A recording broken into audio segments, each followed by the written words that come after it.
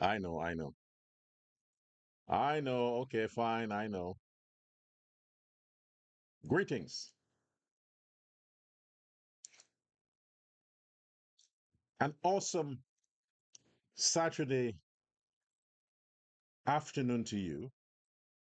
It is exactly 5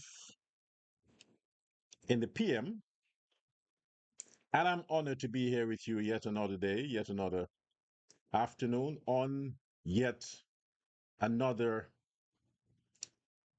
live broadcast, live on the internet, YouTube,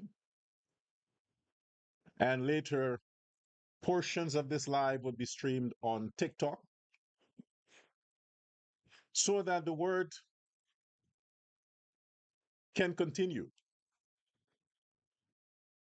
The message can go on in infinity. And the life of the hope for the Guyanese citizen can be revamped, can be nourished, and can see the possibility of growth. That is my interest. That is my objective. I only have one ulterior motive,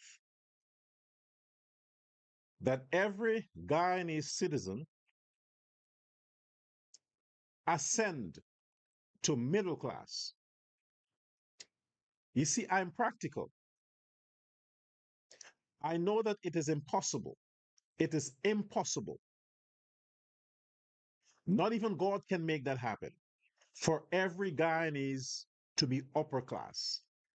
And when I say upper class, I'm referring to total financial independence. It is impossible. No God can make that happen. So any politician that is promising that is promising that to a group of people that are foolish, because it is practically, realistically impossible. What is possible is for every Guyanese citizen to experience a level of middle class lifestyle in a practical sense. That's possible. And on the broadcast today, amongst the other things that I wish to talk about, I'll be talking about that as well. The possibilities of Guyanese achieving middle class status. Let's come back after this.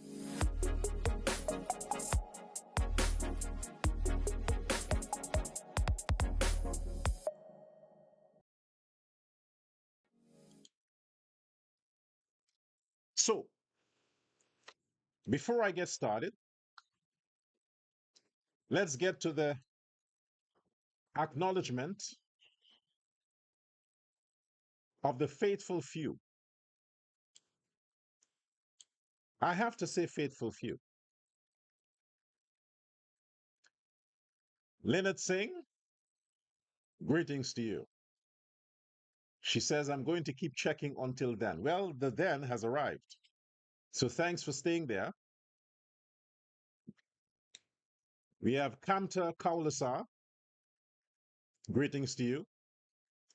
Bibi Ishak, greetings to you. Sabrina Sarifa Hamid, greetings to you. Mani Ramdat, greetings to you. Shalini Bourne, greetings to you. Anita Sitaram, greetings to you. Shelly Mangru, greetings to you. Nicole Edmond, greetings to you. Sandeep, Sandeep, Sandeep, yeah. Greetings to you. I'm not going to repeat the names I've called before. Did I call Mohammed Hanif? Mohammed Hanif. Greetings, Patricia Alfonso. Greetings to you. Nina Singh. Greetings to you.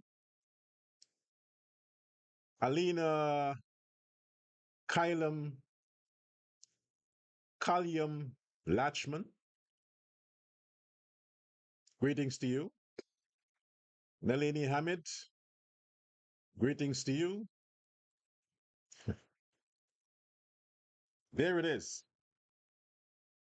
I'm looking at the laptop screen and not necessarily the camera. Yes. There you go. So welcome to today's edition of the program. I'm Dr. Love Persaud, Uncensored, and I'm here to continue what is real, and that is the struggle is real. I'm here to continue that with the help of you, the wonderful citizens of Guyana. Mind you, I have to speak facts to reality.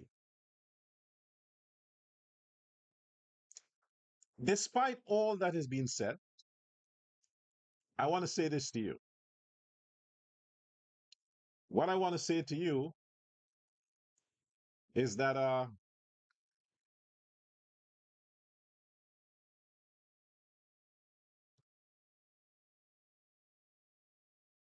there is a parasite amongst us. And this parasite that we have amongst us, it's a deadly parasite. It's a parasite that can affect the healing of the body. When I talk about the body, I talk about the nation of Guyana. The nation of Guyana is sick. And the sickness that Guyana has been afflicted by, it is a sickness that your foreparents, your grandfather, your grandmother. Hold a second, man.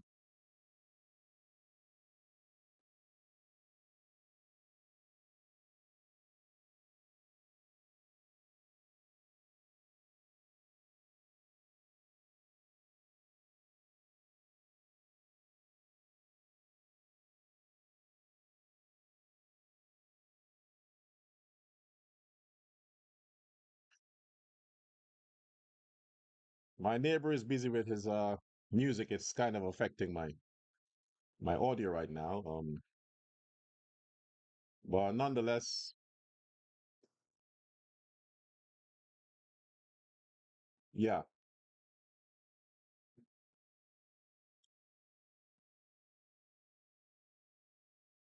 Anyway,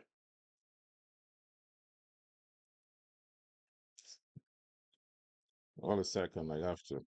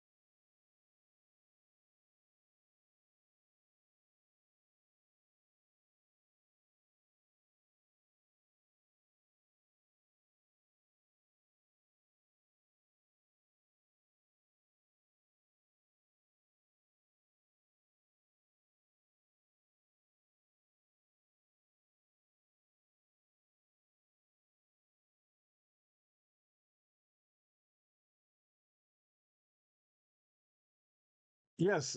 Thanks for that. But you have to just turn up your volume of your telephone of your. My volume here is to the max, so I can't really give it anymore. But if you're getting me low, you have to up the volume of your your device. If it's your laptop or whatever you're listening by, you have to turn that up because my I'm at the max right now, so I really can't go any louder. But nonetheless, yes. So we're talking about a sickness of what's happening in Guyana. You see, every time there is a political season, every time it's the campaign mood, every time people's hearts and their minds and their emotions and their spirits are being fought for. You know, these what you call them, these agents. You can either be the agent of the devil or the agent of God that are vying for the attention of the masses.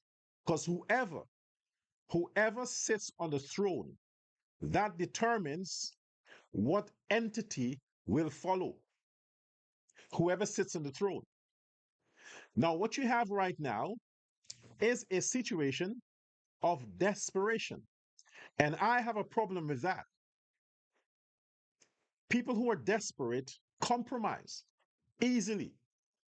People who are desperate, you can't trust them. You can't trust them. You can't take their word for it. They will say whatever has to be said for that moment to achieve whatever objective they must achieve. But that is being deceitful, deceptive. While we know that politicians have nothing other than their word, and they hope that upon getting into office, they can maneuver, and see how best they can share a 1% of the 100% pie back to their voters or their constituents. Some don't. Some only continue to extend talking points. That's all they give to the people. They continue to dish out only hope, hope, hope, hope. That's it. Even while they have the cake in their hand. You, the voter, you are seeing they have the cake in their hand. You can see that. You can smell it. You can even taste the cake they have in their hand. But they are telling you it's for somebody else. They're telling you the cake that they have in their hand that you are seeing, it is for somebody else. That's what they're telling you. And if you help them by your poverty stricken donation, they can bake another one and share it with you. The vulnerable voters always fall for that nonsense. Always fall for that. It happened during 2015, 2020. That was exactly what the PNC told. My audio is on. It's on. It's on. Aren't you getting me? It's on. Maybe it's your telephone, it's your laptop or something like that, because I can't understand if it's my audio is on. I can't make adjustment for one listener. If it's a case where there are other people are not hearing, but the audio is on. I'm seeing it in front of me here. All right. So maybe you need to turn up the volume on your telephone, or whatever device you are using to watch me on. You need to turn that up. Okay? There are there is a meter in front of me. If my audio is off, that would not be moving. And it's moving, it's peaking. So it's your device, it's your device. I cannot max the audio and affect the other persons or affect the software that I'm using right now. So turn up the volume on your device. Just turn it up. Okay? If it comes over a bit low to you, then turn up the volume. It could be your device. All right? Yeah, so politicians will do what politicians must do. That's all they do. That's what they do best. Lie, lie, lie, lie, lie, lie, lie, lie, lie, lie, lie, lie. That's what they do. They lie, their agents lie, their pundits lie, their propagandists lie, their medium lie. Everybody that is associated with these politicians, they lie. And a lie is the opposite, the complete opposite of the truth. That's a lie. So when a politician brings a message to you, take it in the opposite.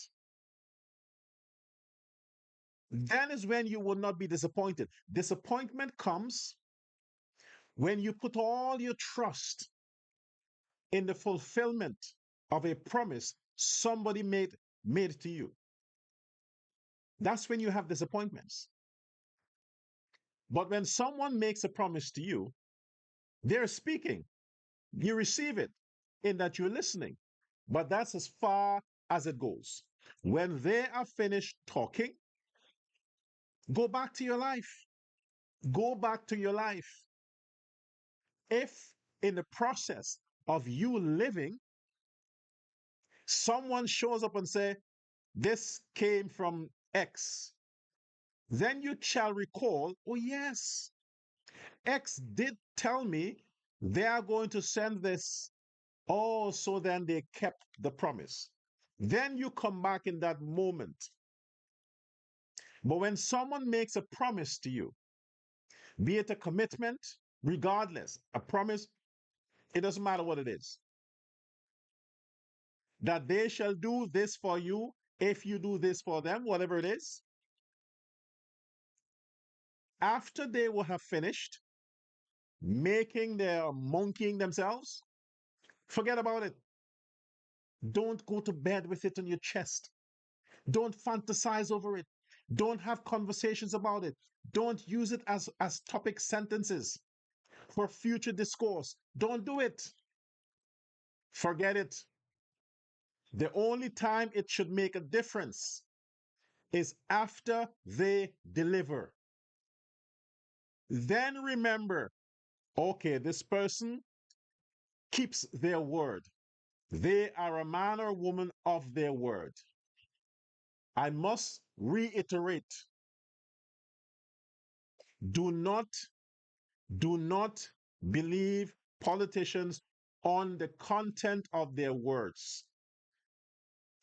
Judge them on the content of their actions. In other words, prior to them becoming politicians, during the time they are politicians, and if they happen to get into government, judge them on the policies they have implemented while being in government. That's what you do. Otherwise, to that, dismiss it. Go on living your lives. Whatever you need to do as a citizen within the confines of the law, do that. You are not obligated to listen to a politician. You are not obligated to vote for a particular politician. You're not obligated. Elections is like a committee with members, that every member's opinion matters. But at the end of the day, they don't decide the end result. It is democratic for them to speak on the floor, voice their opinion, but that is as much as they get. There are no legal weight to their opinions unless it is biracial. A particular group hold a similar view as against the others. So voting is the same. There are politicians who want you to believe that your vote matters. Yes, it matters. In numbers, it matters. But a single vote, they don't mind sacrificing that. They don't mind sacrificing that. So if you need that politician's attention, and in his or her mind, you represent 1%, they will ignore you because your 1% majority vote doesn't matter. They can, they don't need it.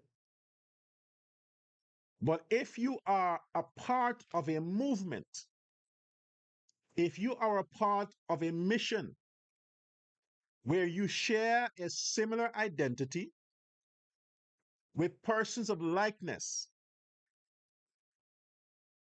then your votes matter. Then and only then. Therein we have political parties that represent ideas of likeness. That's what matters. So if you express an idea that is convenient to the policies or ideas of the PNC, and you are opposed to policies of the PPP, they're not concerned about your opposition because your one vote or whatever it is cannot impact the outcome of the PPP because the PPP is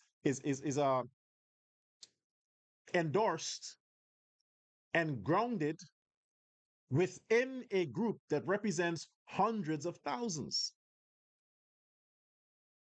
The PNC must be bothered with that, not the PPP. So you have these two opposing sides to life. And politicians often exploit it, often exploit it. The question is asked of me on a regular basis. A regular basis, the question is asked. What is my end game? What is the size of my check? What's in it for me? I'm bombarded with this question every day. Every day. From white people, Indian people, African people, people from Guyana, from the US, from wherever they are, and they come across or they're following me on my social media platform, they're asking these questions directly. What's in it for me?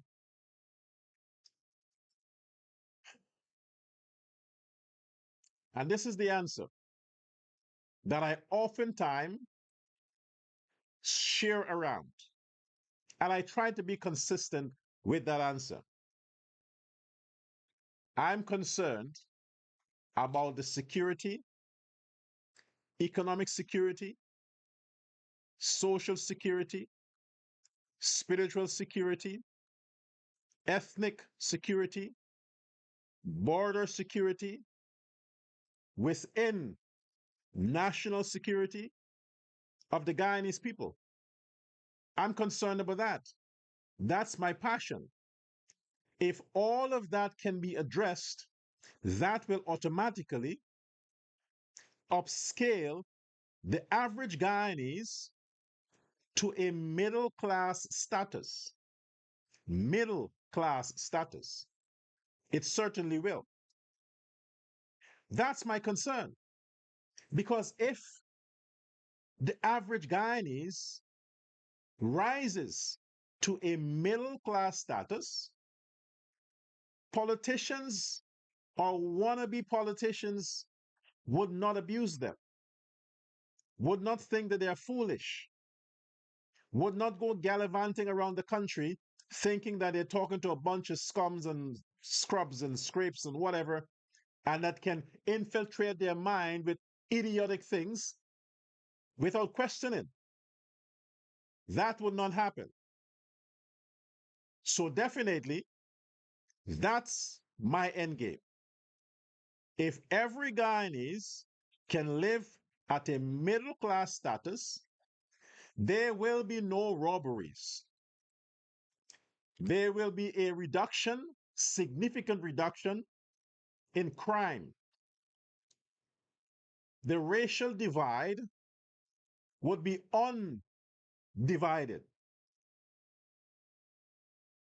Morality will rise.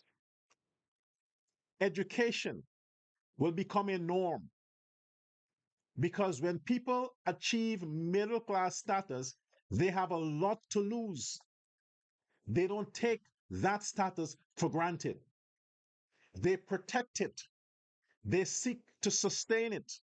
They do their best to maintain it, not to risk losing it. But when you have not been there or tasted that or imagine it is possible, you fall asleep in poverty. You are comfortable in poverty. You can throw yourself around anywhere. You can have a party anywhere. You can have a function anywhere. The environment doesn't matter to you because you are not used to that level of respect. You see the world based on where you are. That's the beauty of the world based on where you are. Poverty is a trending item. As long as you can have something that is on the market, then you ignore your status.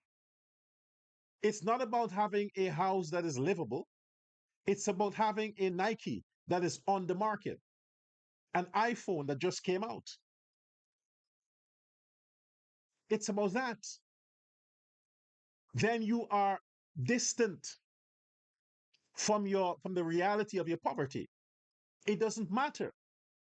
As long as you can walk around with an iPhone or a Nike or whatever, the world would perceive you as middle class. That's what poverty does. And that's my problem. My problem is anything that prevents you from getting out of poverty is a threat, is a threat to a middle class status. Owning an iPhone, owning a Nike, going to a wise cartel show, whatever they call these things, spending a lot of money that you don't have, those are the things that are keeping you poor.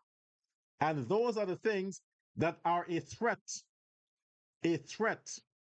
to a middle class status. Politicians exploit that. Politicians bring your attention to having those things. They are not necessities. They talk to you, the poor people, the average poor Guyanese.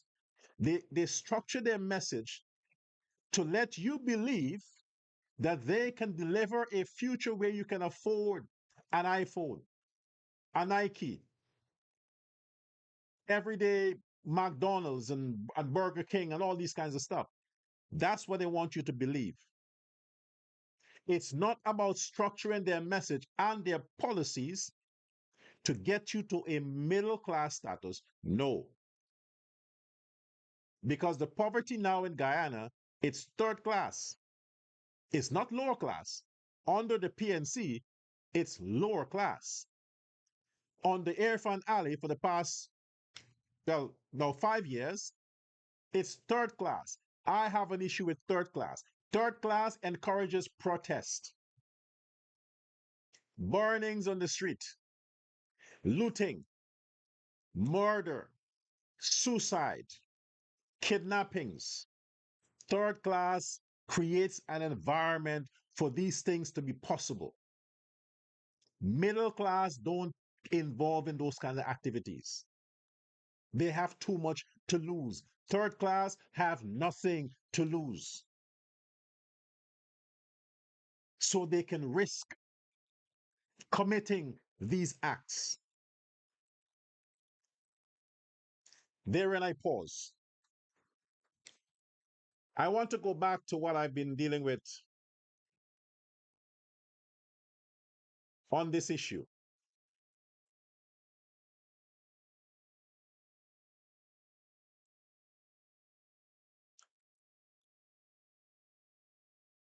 We have our beautiful president. We have now the leader of this new Win party. We have there also in this equation the chairman of GCOM, Claudette Singh, and we have Ravi Dev. My issue here is, and I've said this before, why make an issue? Why make an issue with an animal? While you may adopt an animal, whatever leopard or tiger or whatever animal, you must understand that no nation can claim, even though you adopt something, it doesn't mean it belongs to you. The animal belongs to nature, belongs to the jungle. You can take it as a national symbol, it doesn't matter. You don't have a, it's not a copyrighted animal, it ain't copyright. You're not a patent holder of the animal. No group in Guyana patented that animal. It's a global animal. Most countries you can find it. So to use that to try to disqualify a political party, for me, it is desperation. It's an act of desperation. Because on the same note, you have Ravi Dev and his Roar party back in the day who used that symbol. And there is no record where it was an issue. And for you to now bring that up, coupled with the fact of all these other things that this man, this individual, is before the courts for, you are going to add to that, knowing that you are in a campaign season, no, sorry, knowing how vulnerable the voters are,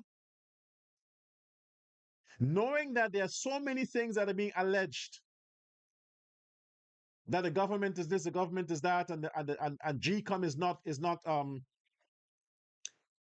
is not independent, is being controlled by the state, whatever. All these things are there. The politicians are spinning it. The opposition, they are spinning it. The average voter, the average poor, underdeveloped voter of Guyana is taking that exactly how it is being spun. That they're trying to deprive this individual from contesting the elections because they are afraid of him. That's how the average voter is interpreting that. And while you have the masses of the blacks in Guyana may vote for the PNC and the other parties that branch off from the PNC, you have to be worried about the vulnerable Indians in the ghettos.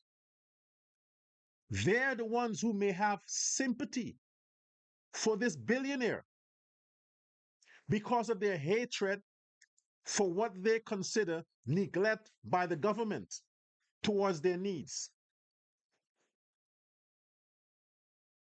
We will know that blacks have a thing they do.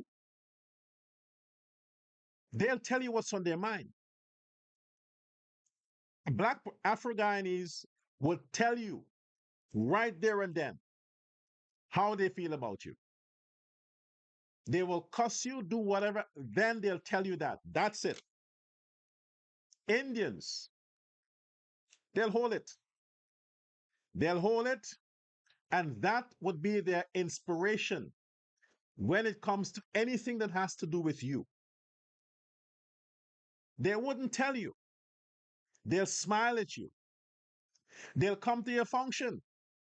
But when it comes to voting, that sentiment that they had in their heart against you will decide how they vote where you're concerned. So the average poor Indian in Guyana who is exposed and all day spends on TikTok, YouTube, Facebook, social media, and being bombarded with this battle, and the opposition is spinning it. Look at how they're prosecuting this billionaire. Look at how they're taking advantage of him. It may not be the case. It is not the case, but it's how they are receiving it. How they are receiving it. They wouldn't see that. What the hell is he even doing in politics? They wouldn't see that this man don't need this.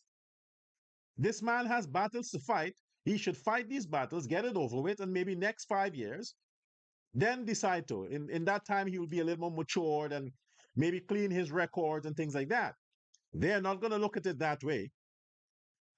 They will take it that the government is a bully. The government controls the legal system. The government is this, the government is that. And they are going to teach the government a lesson and vote for this persecuted billionaire.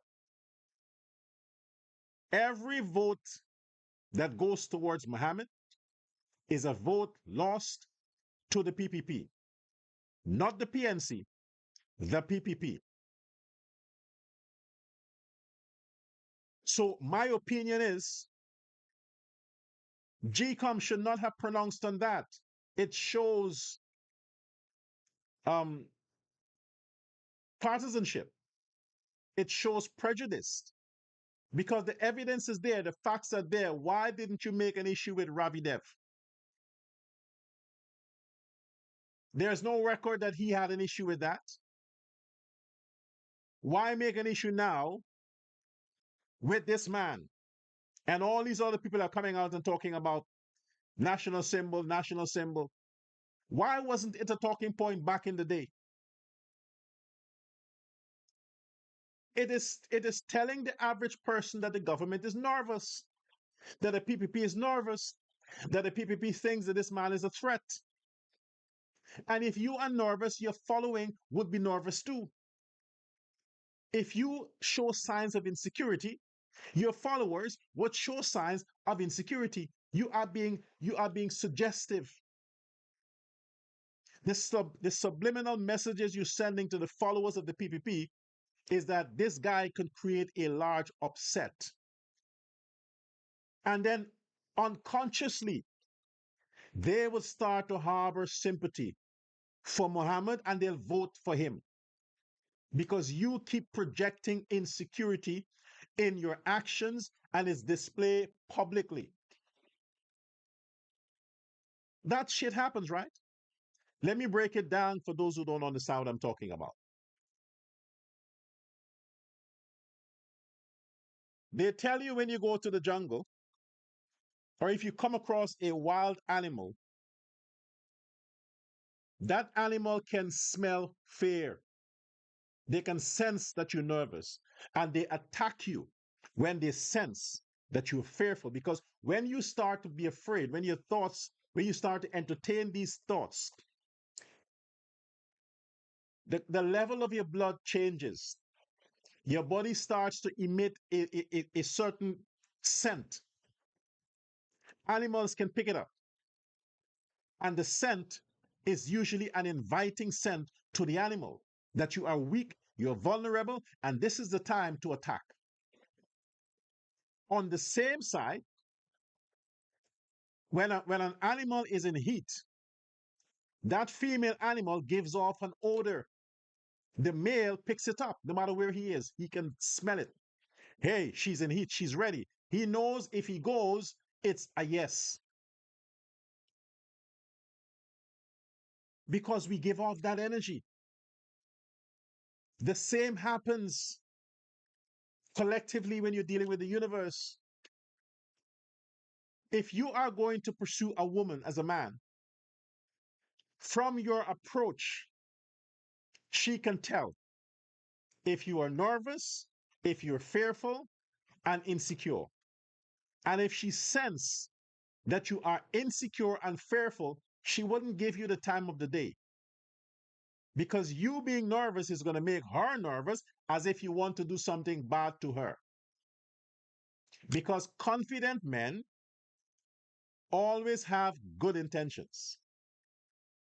But men who have bad intentions approach a woman in a nervous, insecure way, and she can tell. Ain't nothing good there. She'll back away. She'll run away. She'll threaten to call the cops because of the fear that you are projecting in your energy, your body language. What you are doing to this Muhammad guy, you are emitting fear, insecurity, lack of confidence, and the Guyanese are sensing that, hey, this almighty PPP, the almighty Barajagdeo, the almighty Irfan Ali is afraid of this lunatic. Maybe there is something good about this guy that they don't want the guy to come close to winning an election. So the Guyanese people may want to find out what is it about Azruddin Muhammad that these politicians are so afraid of. Let's get him elected and see. Let's see why they were afraid of him. The thing you tell the woman not to do, that's exactly what she is going to do. The thing you tell poor people not to do, that's exactly what they will do because they have nothing to lose, but they want to find out why you tell them not to do what you tell them not to do. They'll do the opposite.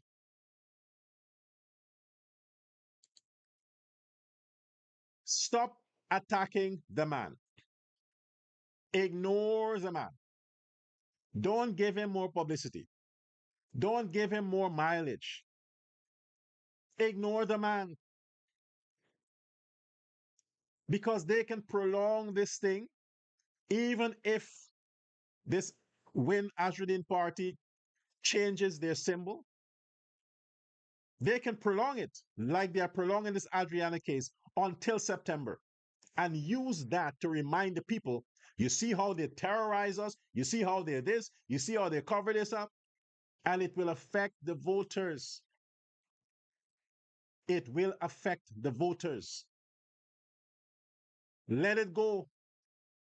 If the man wants to put an elephant, a chicken, a rat, a cat, a dog, whatever it is, no animal belongs to human beings. None. We didn't create them. Nature did. So you can take something as a symbol. It doesn't mean it belongs to you.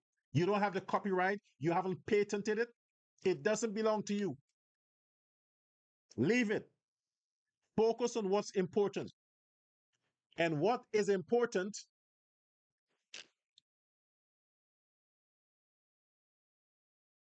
is this.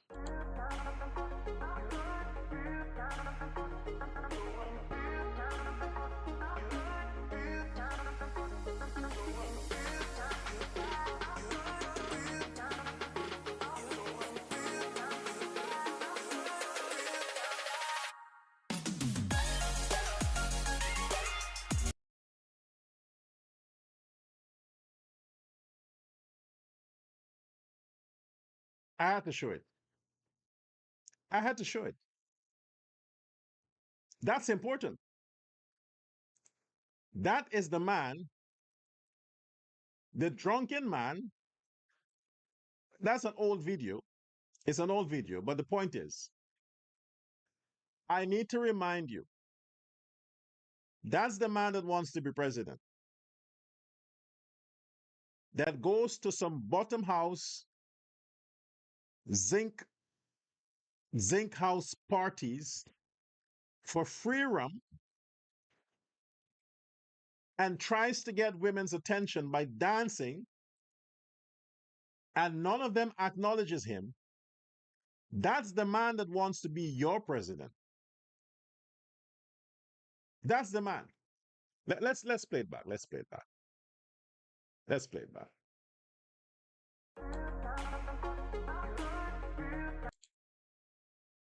Look at the guy.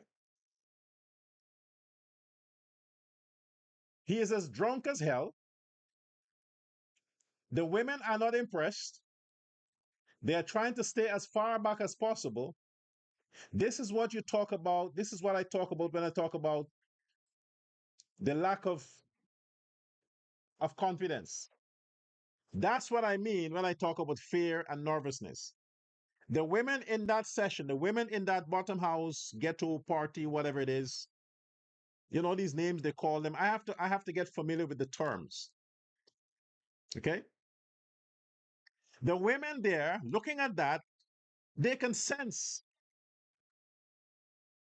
the man is nervous, he's afraid, he lacks courage, and he can't approach women because he is aware of the fact that he's unpleasant and he made a mistake to be drunk at the same time. When you are high on stupid and drunk on rum, that combination is hideous.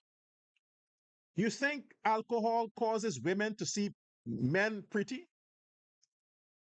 When a woman is drunk, that's when she sees better. That's when she sees what a loser the boyfriend is that she has. While she's sober, she might pretend, she might lie. Oh my gosh, you're so handsome. Oh no, don't worry about your girlfriend. Don't worry about your friends. They're jealous of you. You're a good looking guy. Yeah, she has control of her faculties. She can lie. When she's drunk, she has no control. Then she says it like it is. So with Aubrey Norton, even when they're drunk, they want nothing to do with him. He wants to be president. And he's talking about presentation doesn't matter. Seriously, as a leader of the opposition party in a bottom house party, Aubrey Norton, the king of the PNC, Barnum's priest,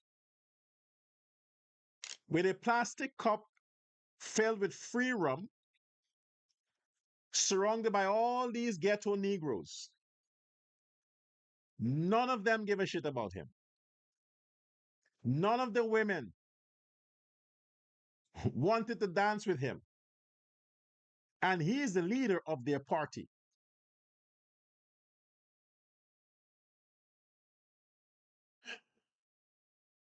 Maybe they have other videos where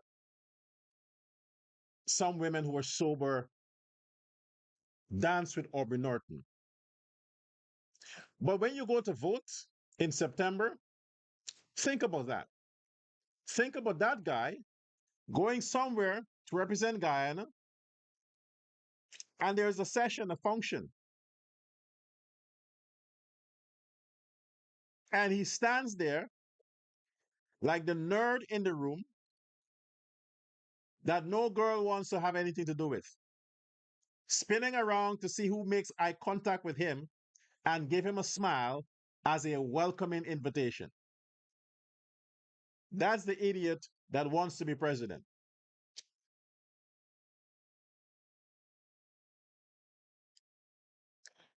Not only president, I came across this,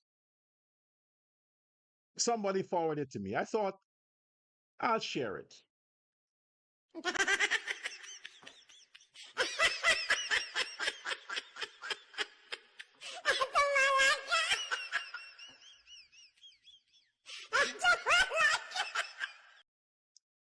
What they're saying there? Norton for president.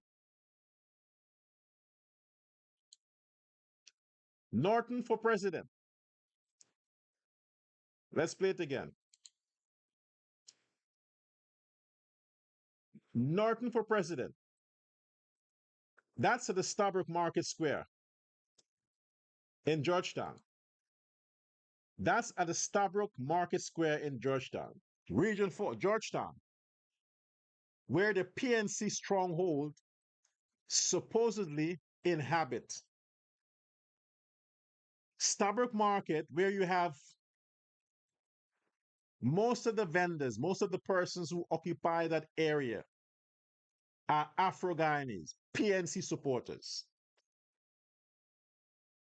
And of the so-called hundreds or thousands of PNC supporters they have in Georgetown, they could only afford to pay a small group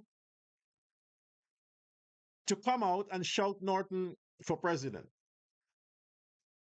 Even the t-shirts that they wore, the green color wanted to run and leave the shirt because Norton's picture was printed on the t-shirt.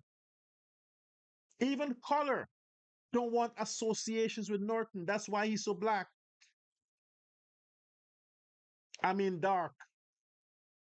Even color is afraid of the man's skin. They print his face on that shirt. And you will think that those shirts were there for like a whole year. They wore them every day. Or it's from 2020. They wash and rewash and rewash, and all the color went from it. But only Norton's complexion remained. You wouldn't think they just printed that. And already the color wants to get away because Norton's toxic image. That's what they want to come to the elections with. That vibe. Yay, fiery, fiery. That vibe. They want to influence all the other decent black. Imagine a black person who takes pride in themselves. They're proud of who they are, confident, self aware, is watching that. Even if they had some kind of, you know, sympathy for the PNC and think, well, my grandfather, my grandmother, my mother, father, and they want to like, okay, I'll just give them a vote. You think they want to associate themselves after seeing that? This is the best Norton can come up with. This is the best.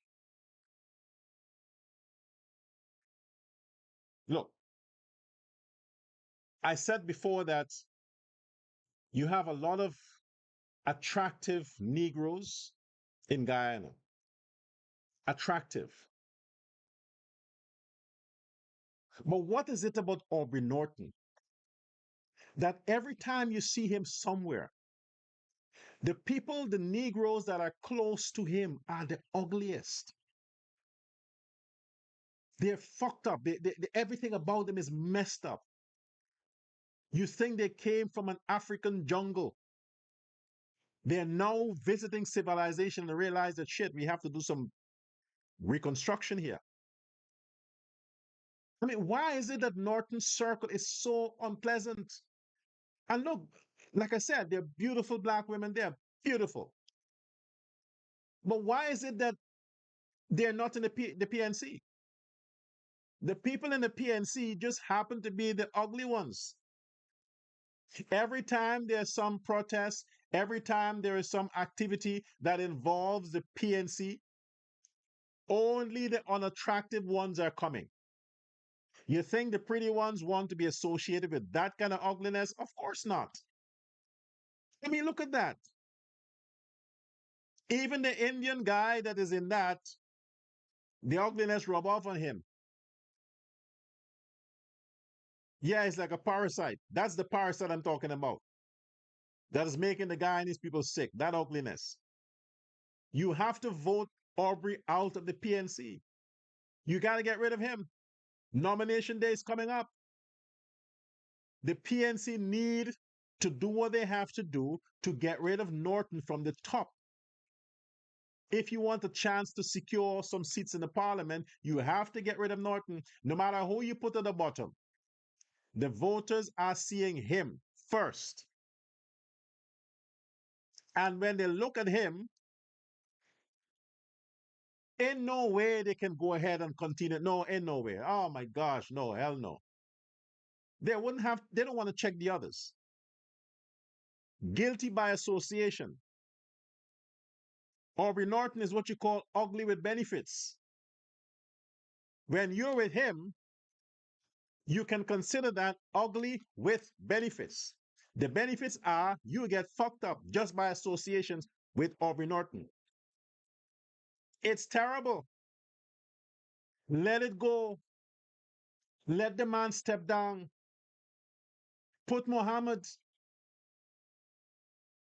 I mean, besides his ugly past and the ugliness that is before him in terms of his criminal activities, the guy is attractive. The guy is attractive. You don't want them young girls voting for him because he looks good. They don't care. They like gangster. You need to understand this. Like I said, there's a large percentage of the Guyanese people that is at the third class. And amongst them, you have a lot of foolish ones. They just want to be seen with the bad guy, the gangster, the bad guy, because the bad guy is presentable. So, Norton, we know that you are educated. We know that. But education cannot change. It cannot change unpleasantry. Education is not plastic surgery. Your education is there. You should have been the secretary of the party. Deal with all the logistics and all that, deal with those kinds of stuff. But don't come and face the public. It's a disgrace. You are a disgrace to black people. You they should send back to Africa. Aubrey Norton, Coretta McDonald, go back to Africa. The Congo. Nah, Congolese are a little pretty. Which continent? Which country? Uganda. Them niggas, those Negroes are ugly in Uganda. Oh my gosh. Hideous. Join them, Aubrey Norton. But let the PNC run by, put that guy, manipulate. What's his name? I'll get his name. Hold on. Somebody can write it there for me.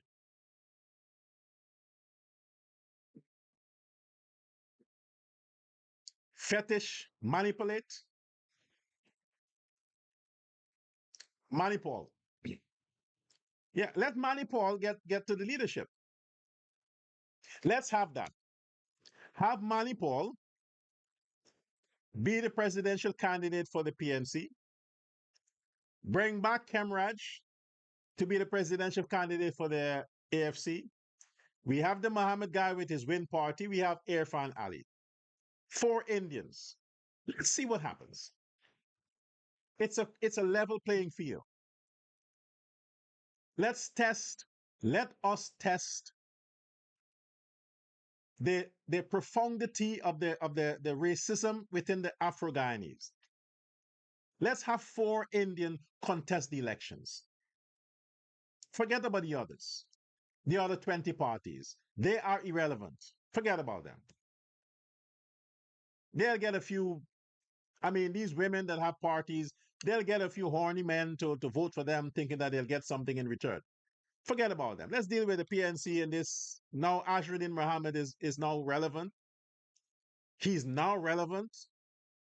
That is making life difficult for our king, Ali, our emperor, Jagdeo. Imagine. Yesterday the guy was a low life. Now the guy have GCOM in limbo. So the guy is relevant. So Aubrey Norton, if you stay in the position that you hold,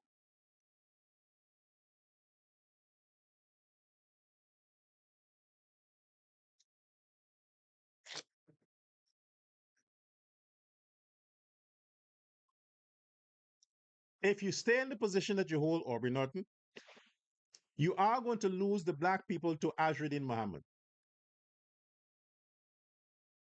Yes, you are. Give it up. Let Mahi Paul or Mani Paul take your place. So we have Mani Paul, we have Ashruddin, we have Ali, we have Kemraj from the AFC.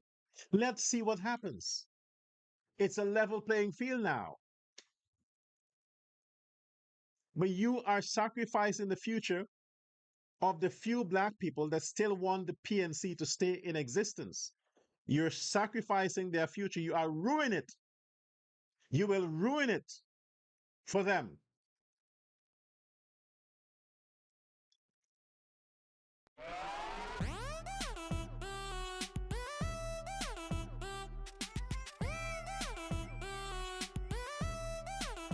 Check it out. Yes, that's the yesterday, was it? That's the PPP dinner as of yesterday. Fundraising dinner as of yesterday. That's just a dinner. It's not a wedding. No singer from some country comes. It's not a Wipes Cartel or Buju Lanton or whatever these guys or Beyonce. No, there are no singers there. No American celebrity there.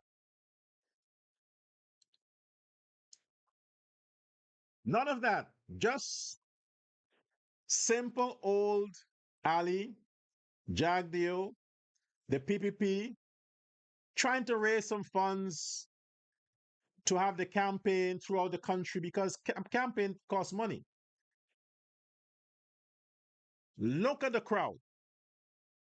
Just to listen to these guys that they have listened to the whole year for the past 4 or 5 years. They have been listening to President Ali and Jagdeo. They've been listening. They are so used to their voices, but they still go to listen to them again. They still go to listen to them again.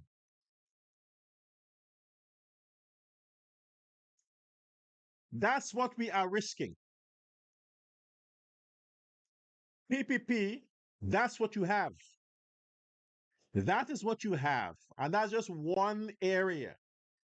That's Georgetown, one area.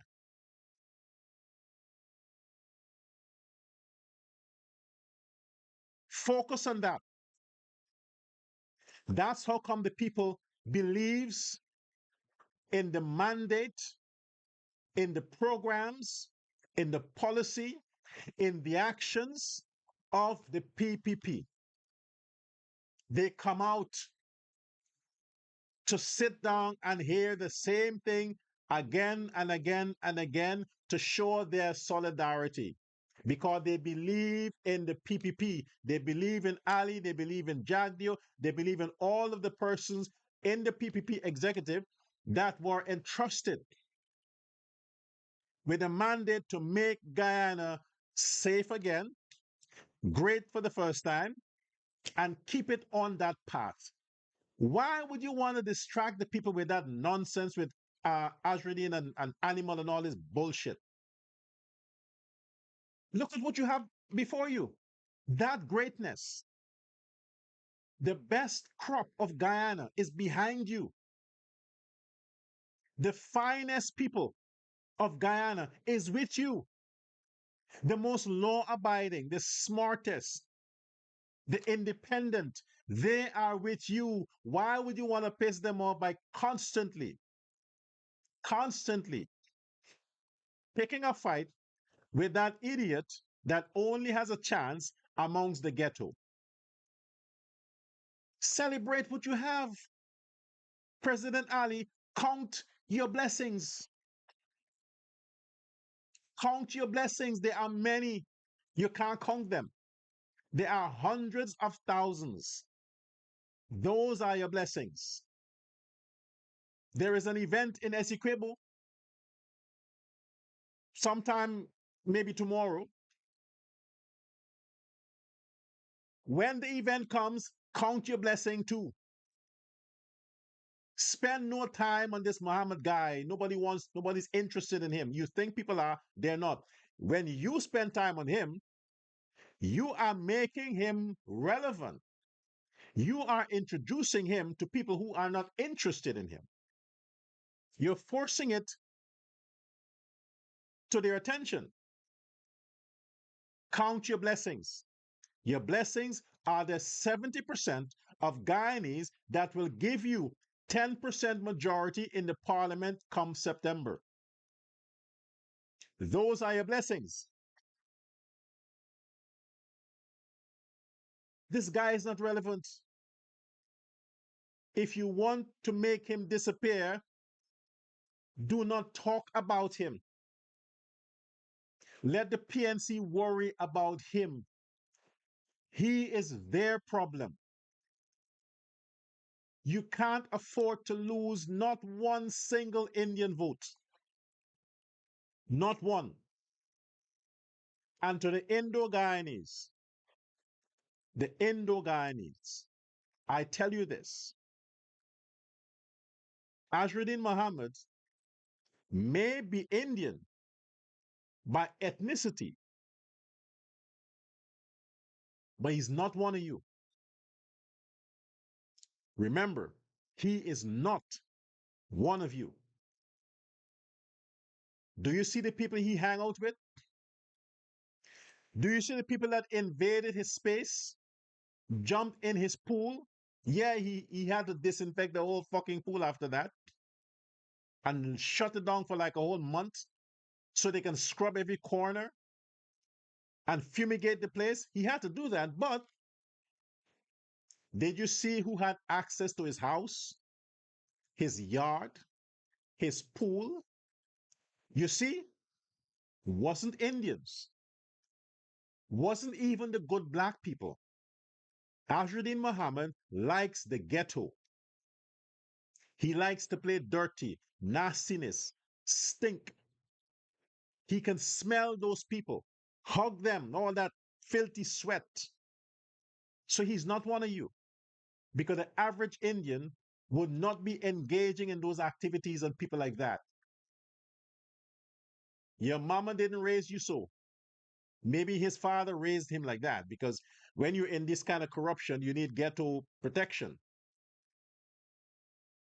But do not sacrifice your vote. Voting for Azruddin is voting for Norton. Voting for Azruddin Muhammad is voting for Aubrey Norton. So if you think you don't like Aubrey Norton, but you hate something or somebody from the PPP, and you're going to vote for vote for Muhammad, you're voting for Norton. You're giving your vote to Barnum. You're giving your vote to the Demon King. You are pledging allegiance. You are subscribing. You are approving the massacre of your ancestors. When the Indo-Guyanese subscribe to the PNC, you are dancing on the grave of the people, your relatives that were murdered during the massacre of the PNC. Remember where most of these guys come from, Aubrey Norton and the others, Mackenzie, Lyndon, they are from the Lyndon camp. Remember that. So when you subscribe to them, you are paying homage to Barnum, Forbes Barnum, the man responsible for the murder, the massacre of your ancestors. Use your brain and not your heart. Think. Don't risk it. I get it. You're not happy being third class. I understand that. But listen, if it helps you, I'm saying this again. I have nothing to get from this. Nobody from the PPP, not Ali, not Jagdeo, nobody from the PPP in Guyana sends me donations. Nobody. There's nobody that funds me. I have no financial benefit from saying these things. My benefit is the security of the Guyanese people, you, the Indian. So I'm not telling you this because somebody paid me to say this. I'm telling you this because I believe in my heart that your safety and security only lie in the government of the PPP, not Ali and Jagdeo, the PPP. You want to screw it up? Go vote for PNC. Screw it up. Go vote for them. You do that and you are disgracing your ancestors. You are insulting the struggle that they suffered. Forget not 2015, 2020.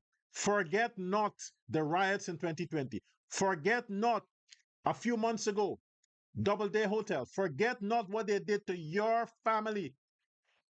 And they're still persecuting that man, pushing these false claims, hoping to prolong it until elections. Forget not what you witness to this day Indian people are experiencing in Guyana. Forget not. So poor or rich, don't be stupid and go vote for Muhammad or PNC. Don't be stupid. You're smarter than that. All right?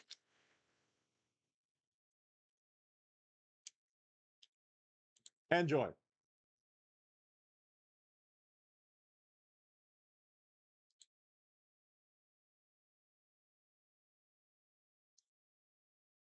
Let it sink in.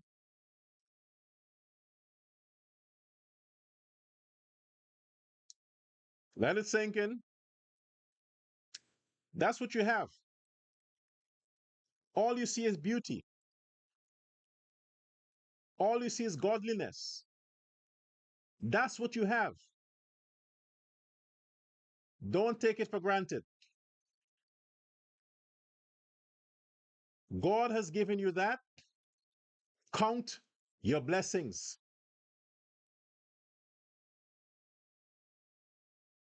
Count your blessings. This is Dr. Love saying, I'll see you again on Monday. Be blessed. Keep your eyes on the cup. Keep your eyes on red. Keep your eyes on cherry. Juggernaut.